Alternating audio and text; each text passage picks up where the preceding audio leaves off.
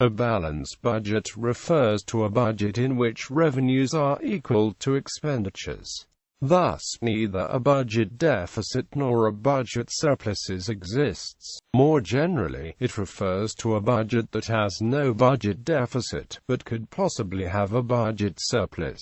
A cyclically balanced budget is a budget that is not necessarily balanced year to year, but is balanced over the economic cycle, running a surplus in boom years and running a deficit in lean years, with these offsetting over time. Balanced budgets and the associated topic of budget deficits are a contentious point within academic economics and within politics. The mainstream economic view is that having a balanced budget in every year is not desirable, with budget deficits in lean times being desirable. Most economists have also agreed that a balanced budget would decrease interest rates, increase savings and investment, shrink trade deficits and help the economy grow faster in the longer term. Economic views. Mainstream economics mainly advocates a cyclic balanced budget, arguing from the perspective of Keynesian economics, budget deficits provide fiscal stimulus in lean times, while budget surpluses provide restraint in boom times. However, it should be noted that Keynesian economics does not advocate for fiscal stimulus when the existing government debt is already significant. Alternative currents in the mainstream and branches of heterodox economics argue differently, with some arguing that budget deficits are always harmful, and others arguing that budget deficits are not only beneficial, but also necessary. Schools which often argue against the effectiveness of budget deficits as cyclical tools include the freshwater school of mainstream economics and neoclassical economics more generally, and the Austrian school of economics.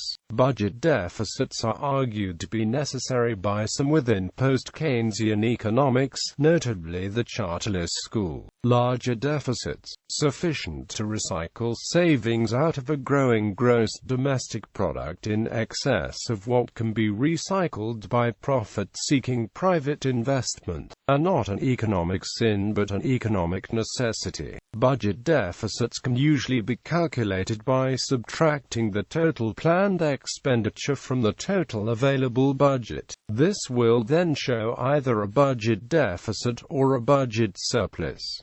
Political views.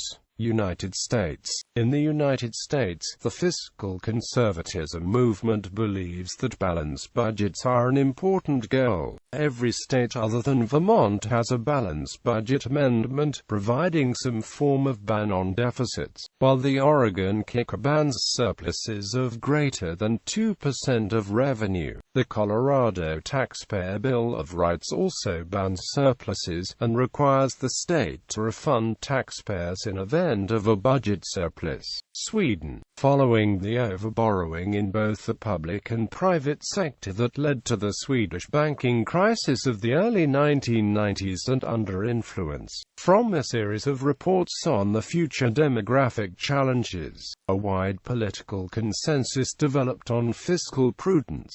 In the year 2000, this was enshrined in a law that stated a goal of a surplus of 2% over the business cycle, to be used to pay off the public debt and to secure the long-term future for the cherished welfare state. Today the goal is 1% over the business cycle, as the retirement pension is no longer considered a government expenditure. United Kingdom. Former Chancellor of the Exchequer George Osborne announced in 2015 that he intends to implement a law whereby the government must deliver a budget surplus if the economy is growing. Academics have criticized this proposal, with Cambridge University professor Ha-Jun Chang saying the Chancellor was turning a blind eye to the complexities of a 21st century economy that demanded governments remain remain flexible and responsive to changing global events. Since 1980 there has only been 6 years when a budget surplus has been delivered, twice under the Conservatives' John Major in 1988 and 1989, and 4 times under Labour's Gordon Brown in 1998, 1999, 2000 and 2001.